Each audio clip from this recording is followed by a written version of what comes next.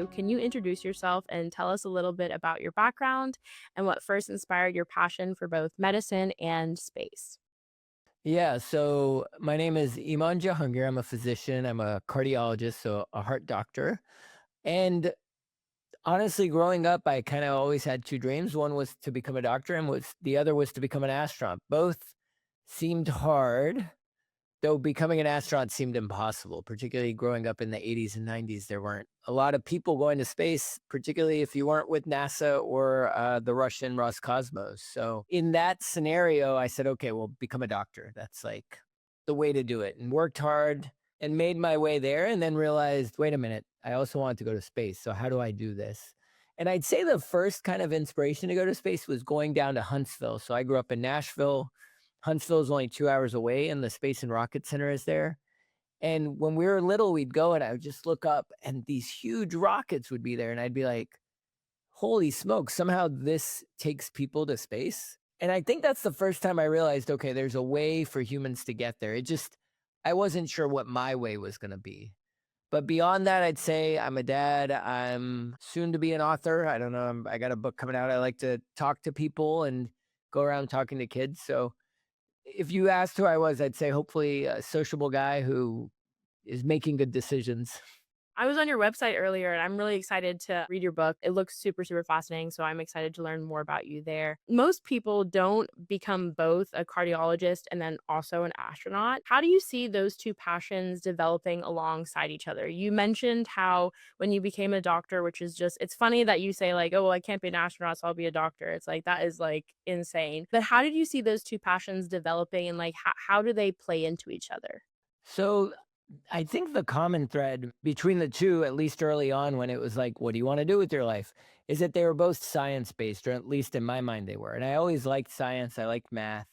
So it really was a progress of just like following the science and getting interested in chemistry and physics and math and biology. And honestly, in college, if by studying science, I could have gone either way, right? You could become an engineer, you could become a physician, you could become an engineer and then a physician, which a lot of people do. And so that was kind of the marriage of like the education piece. Now, I think there are a lot of similarities in the careers because in both scenarios, you're intermittently dealing with high stakes environments, right? Whether like there's a problem on the mission or if you're dealing with a patient who's not doing well, person who's not doing well.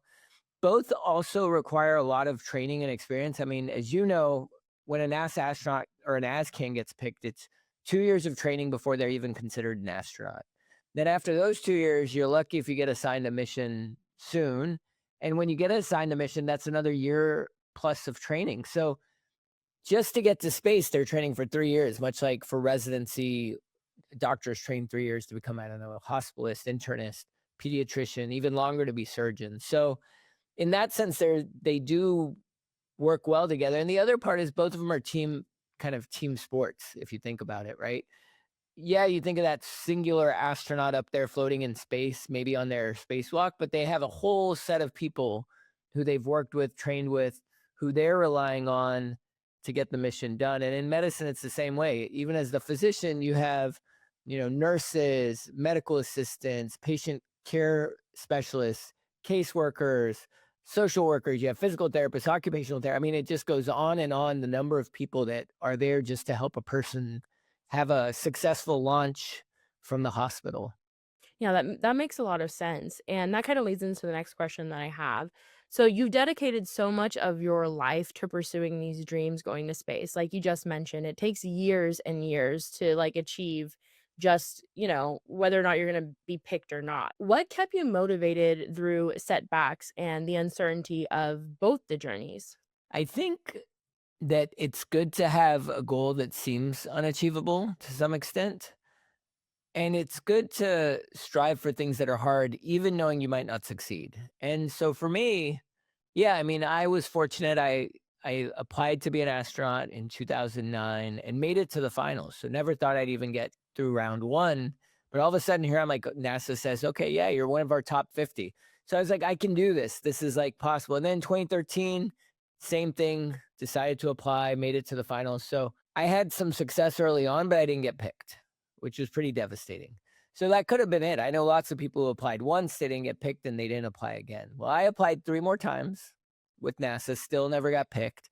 And then when commercial space became available, I realized, okay, maybe there's another way.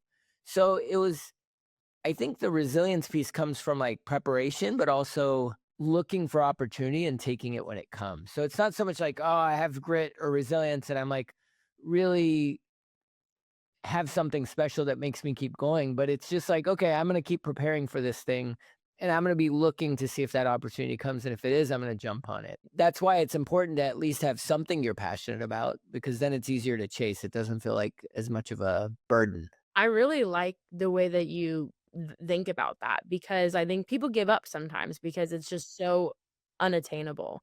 And I think that obviously, not that it's going to happen for everybody, but maybe it can. And I feel like having that hope is what drives a lot of the people who are in this field. And then also just like you said, like having something you're passionate about. I do also think often it's overwhelming to think like, how do I take that first step? And especially if the goal is great or big, but I just say you just got to take the first step. I mean, that first step is easy. And yeah, sure, maybe there's 100 other steps, but like if you take that first step, your chance of success is much greater than obviously if you never take it. So I totally agree. I am an adjunct professor, and I always tell my students because I do documentaries, and it's a similar thing where it's like, I don't know if I'll ever end up anywhere really, but I do it because I'm really passionate about the stories that I'm telling. And I always tell them like the Nike check, just do it. Like you just have to do it. Someone has to do it, and it has to be or should or could be you. So I really like that. that's awesome. If you could take us back to launch day, what was going through your mind as you were preparing for liftoff? You know, are you focused so much on the mission? Are you thinking about like, wow, my whole life is this? Like what was that moment like? Yeah. So for a lot of people going to space, what they're looking forward to is the floating or seeing Earth from space. And I definitely was excited about that. But for me, the thing that had been in my head for like so long, right, that I'd imagined or thought of was what's liftoff going to be like? Like, I wanted to sit on a rocket. I wanted to sit on top of a rocket, right? So Virgin is great. I think it's cool how they send people up to space. You're on a plane and it drops, and but I wanted to be on top of that rocket, and I wanted it to roar to life. And so as I was sitting there and the countdown was going on, first I was like, no one can take me off this. Like we're down to 10. This is it. I'm going, which was pretty cool. And then the other thing was like, all right, I'm sitting on top of a rocket. I get to go to space. So, yeah, I was pretty excited. I was not nervous. I was not fearful. It was just like pure excitement and enthusiasm that I'd made it and I could actually find my way to space, which was, as you said, it's never guaranteed. That is so cool. I honestly am like, that is just so cool. So, what was it like seeing Earth from space for the first time? And is there a moment that from that experience that has like stayed with you? I'm sure there's a million moments, but like, is there one in particular? And what was it like? I'd had an idea what Earth would look like, right? We see the pictures. It's beautiful. It's blue. It's radiant. There's a lot of Earth light coming up, as my friend Sam Proctor describes it. I think what stuck with me was how black and dense and vast space was. Because I didn't expect that. I expected to look at Earth and be like, holy smokes, this is beautiful. And then to see like the curvature of the Earth and the horizon. But then to look just up and seeing that there's like all of this blue life. And then right above it, very, very suddenly, it just gets black. And so that's probably what stuck with me the most was that kind of juxtaposition of like Earth and the beauty and the life that it is, and then everything else that's out there. That's interesting. I don't I think because I think a lot of people ask questions like, "Oh, what was Earth like?" And you're like, "Yeah, we can see the pictures and stuff," but I can imagine the contrast of just like true like darkness being like so like there present for you. Yeah, I mean, it's different than a picture in a lot of ways, right? Because you're just like, whoa, like there's nothing out there. That's so crazy to think about. So, how has going to space changed the way that you think about Earth and humanity or even like your own life? I try to be more patient, probably from my own standpoint, because I realize that we're all living in our little stories, our lives, and we have to try to be compassionate with each other just because this is it, and we are sitting on a a little planet in space.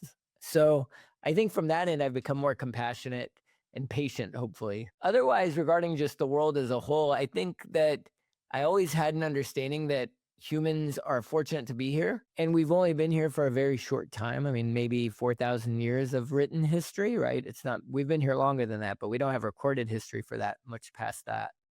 And that's not a long time for how long Earth has been around and how long Earth will hopefully be around. So I think I'm more accepting of the fact that humans may not be here forever. Now, I know we have hopes and plans to go to other planets so that we can ensure humanity's survival, but I'm okay with the fact that eventually maybe we're not all here. I think that's interesting, and I kind of always put in perspective too sometimes about, like, time. I think about, like, America, and it's like we've been a country, like, for 250 years, and it's like, that is literally nothing. Think about human race. That's like compared to the earth, and, like, I'm like, that is, like, crazy. Time is just it's so different when we think about it in our own, like, personal level. At the Mars Initiative, we believe that, like, multi-planetary species is one of the humanity's greatest adventures. Like, Yes. from your perspective, why do you think it's important that we continue to push towards, like, Mars and the moon and just, like, more out there? So there is the idea of survival, right? If an asteroid comes and hits us, I'm not convinced that's the biggest driver because on a day to day, like as you said, your time frame in life is very short relative to humanity's. So yeah, it's great to think, oh, we should go out there for survival. But the reality is, like personally, I think humans do it and put themselves in danger or create these amazing rockets and technology because we have like an inherent need to learn, to explore, to find new things. I think humans innately love adventure. I don't know if that can be considered a human trait, but we seek danger, we seek the unknown. And that is just like people would jump in a ship or a boat. They'd be on a boat in the Pacific and they'd go find a new island. And then people in, I don't know, Europe would take a ship and try to come out here to the United States and the Americas. I think it's just innate. We just need to go, and whether that's physical exploration or exploration of science, art, we're just always pushing ourselves, I think, as a race. And so to me, that's how we end up multiplanetary. Yeah, it's great to have this goal of like, we need to do it to be for survival, but hopefully there never is going to be an asteroid that hits us. And hopefully the people going are really just going because they're curious. I agree, and I tend to believe that more than, like, somebody's gonna take us out and for survival because I I agree. I think that, like, exploring and figuring things out is I would argue is human nature, like, is part of it for sure. Part of the reason why we entered our stone age, the industrial revolution, like, so many things have happened so fast, and it's because people are wanting this and exploring, and innovation moves really quickly, especially, like, in our human race. What excites you the most about humanity eventually sending people to Mars? I would be excited by one, the technology that we build, because anything we build to get to Mars is going to help us here on Earth also. I'd also be excited to see who they send. I mean, Mars is a long, hard trip. It's 6 months out, 18 months, maybe even longer, 2 years there, and then 6 months back. So you need some pretty solid psychologic human beings. Yeah. And the next two questions are kind of along those lines. What do you think some of the biggest challenges would be that we need to solve before humans can safely like live and work on Mars? And then the other question is like as a physician, what kind of medical challenges do you think like astronauts will face like you said the 6 months to the, there and then back? Yeah. So our current rate limiting step is how quick we can get there. So either we build better propulsion and we cut that trip down from 6 months to a month, or we build better radiation shielding. Right now, the radiation shielding we have is too heavy, which means it's too expensive to get to space, right? Because everything costs a lot of money. Now, if the Starship Heavy, once that starts flying regularly, you could potentially bring the cost of taking that kind of stuff to space much lower.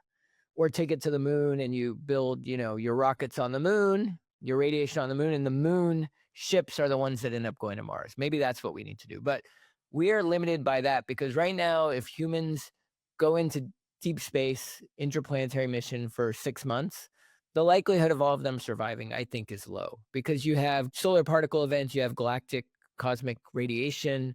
These things will affect the people flying. And it could be as bad as having an acutely high dose of radiation, and then you get acute radiation sickness, like you might see in chemotherapy patients, or you see in situations like Hiroshima, Nagasaki, Chernobyl, where there was like all of this sudden radiation, or you just get increased lifetime radiation over that 6 months. And by the time you're coming back 3 years later, you have developed cancer or are developing cancer. So that's the biggest, I think, hurdle in getting to Mars.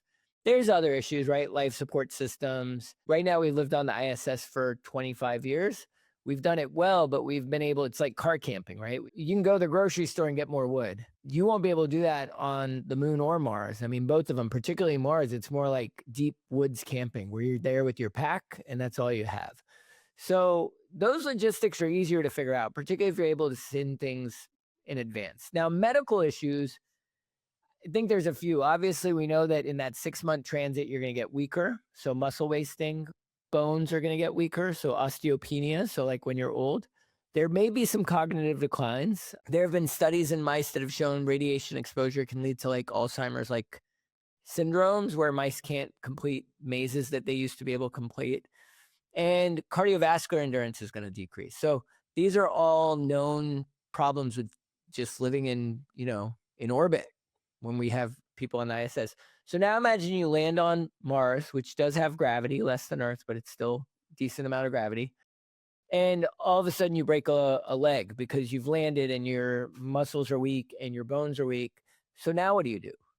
What if you land and we know that astronauts get orthostatic intolerance where they can't stand up quickly when they get back to Earth because of their fluid shifts and fluid loss when they're in space? So what happens when you land and all of a sudden you have to leave your vehicle to go to the space station that you've built, the Mars station or whatever? Are you going to be able to get up? What is going to happen to your cardiovascular health if you've been on there for so long? Are we going to actually be able to do enough training on Mars gravity to improve those systems? Now, it is going to be better than what we have on the ISS, right? Because theoretically, you'll have more room and you have gravity. But I think those are the biggest things because you basically have to be able to do everything for your astronauts on Mars. And that'll get better over time. But those initial couple of crews that go out, it's dangerous. That's a lot that I guess I hadn't thought about or just didn't know, but it's so interesting that the journey there is so taxing, and then, like, when you get there, like you said, you're deep camping, you can't just go back simply for, what you need. That is so interesting. You mentioned it earlier and when we were talking, but how important do you think commercial space flight will be to helping us reach Mars, the moon, just more. Any of it, yeah. I think you need a strong private public partnership. We've given it to NASA. NASA does amazing things. They should be the ones pushing innovation, pushing science. But the problem with NASA is they are beholden to government funding, which is beholden in a lot of ways to the administration that's in office those 4 years. We've seen this, right? This plan to go to the moon has been there for years, this Gateway project. We've been building it decades, decades. I mean, I think 20 years now, and we still aren't there. And so we wouldn't be there if we were just depending on, the government. What you need other companies also doing it. You need multiple companies doing it so that they're spending their own money to try to earn a profit. And once you can kind of make a profitable model, then that's going to make more and more of these companies and chips. And so I think you have to have it. I don't know how humans go, at least particularly in the American system, right? America is, I think, the leader in space flight and space exploration. We live in a capitalistic society where we have the right to start businesses and to try to make those businesses profitable and earn money. So that motivation, particularly in space, is going to drive so much more innovation and building than the government could do alone. And that was the case with all great industries. You talk about railroads, healthcare, steel, all of those were private companies in the United States that expanded and did that. I agree, and it makes me think that, like, part of the reason why maybe we even, you know, in recent we have Artemis, like, is it because we have the other companies that are also pushing for it, and now we've lit a fire somewhere, and now, like, we have to keep going? I think that that's really, really true. So, you've accomplished something that very few people probably ever will, right? What advice do you have to someone who has a dream? I know we spoke about it earlier, but, like, that feels impossible, like space travel. Well, let's say for space, I hope that in 20 years it's much more common. And it's like flying was, 70 years ago. I hope that in 20 years we'll all be going to space and we won't be having this conversation. Maybe it'll just be about Mars then and not going to space. Now, as far as what people, I mean, you want to say never give up. It's hard to do, but I think it's important if you really have something that's important, and you don't always have to be going full force at it, right? Like you can have a big dream and you can have periods where you're really working towards it and then periods where it's cooling off and going up and down. But the key is it's like not losing sight of that dream and coming back to it intermittently and saying, okay, is this what I want to do? Now, the other part is it's okay to change what your dreams are, right? Whatever that dream was when you were 4 or 6 or 8 doesn't have to be your dream when you're 30 or 25 or 45. I mean, I've seen that in my own life where there were things I want to pursue and I did, and some I accomplished, some I didn't. And then I was like, okay, I'm done with that. Let's go do this thing. So yeah, just keep working at it and keep just step by step. You mentioned that you're a dad, and I'm wondering, like, what qualities do you find are, like, most important for the next generation of scientists, explorers, innovators? Like, what do you think would make really successful and, like, good candidates to do those things? I think for anything, it's your ability to be adaptable, flexible. I think that we forget how important that is. We're social creatures. We live in society. We work in society. Things don't always go our way for various reasons. Sometimes your own fault, sometimes other person's fault, sometimes nobody's fault. And so the number one trait, honestly, to probably be successful in anything is just like go with the flow. And sometimes you might have to try to direct the flow, but like you have to be flexible. You have to be adaptable within reason. And honestly, if you ask astronauts, like NASA selected astronauts, what the number one probably trait for success is like someone that's flexible because things happen in space, right? Every minute of your day is planned out when you're on the ISS, but then things come up unexpectedly and you have to be okay with pivoting and that's just part of it. Yeah, I think that's a great answer. And I think it's awesome that we have people like you saying that and like letting them know that like it's okay to, you know, change, or, you can think one thing and then change it and figure out what comes next, because in science, in space exploration, I feel like that's part of it. Maybe it works, maybe it doesn't, but you got to figure out a way to make it work, and that's part of it. So, that's really awesome. And sometimes in science, the accidents you have are what ends up being a success. I was reading an article about like the woman who made Kevlar. She was like a chemical chemist, I think at DuPont. And she was making a material and it looked cloudy. It didn't look right. And her boss was like, just throw it out, start again. And she was like, just felt like there was something about it. And then just kept pushing and ended up coming up with this material that was like stronger in tensile strength, more flexible, that saved lives because you use it in lots of different things. So you never know, even when you're being flexible, sometimes your accidents, you got to take a pause and say, okay, how's this benefiting me? I really love that. That's awesome. So finally, if you could leave our audience with one message about the future of space exploration and humanity's journey to Mars, like what would that be? Go get it. I think we're living in the second space age, the first one being in the Apollo era. It is an exciting time if you're interested in space, and you don't have to be an engineer or anything like that. You could be a machinist, an artist, marketing. I mean, really anything you can think of, they need in the aerospace industry. So if that is something you're interested in, you go start because you never know where it's going to lead you. Maybe it'll lead you to Mars. Maybe one of the kids growing up right now is going to be the first person to land on Mars. I hope that, and I do actually think that I'm hoping for that. That's really awesome. And then finally, my last question is, where can we find you? Do you have anything you'd like us to promote? What's next for you? Yeah, I mean, I have a website, imanjahangir.com, but also my social media is Dr. E. Jahangir, I think. Maybe that's right. On various platforms, as you can see, I'm really in the know. But I got a book coming out in August 25th. So depending on when this airs, it might already be out, but If you're interested in reading more about the story, learning some how-to steps to achieve these things, and then also interviews with 8 different astronauts, including Jared Isaacman, the current NASA administrator, then check it out. Awesome. I definitely will be doing that, and we'll be sure to link everything. So even if you gave me the wrong handle, I'll be sure to link it properly. But thank you so much. Thank you, Lexi. It's truly a pleasure.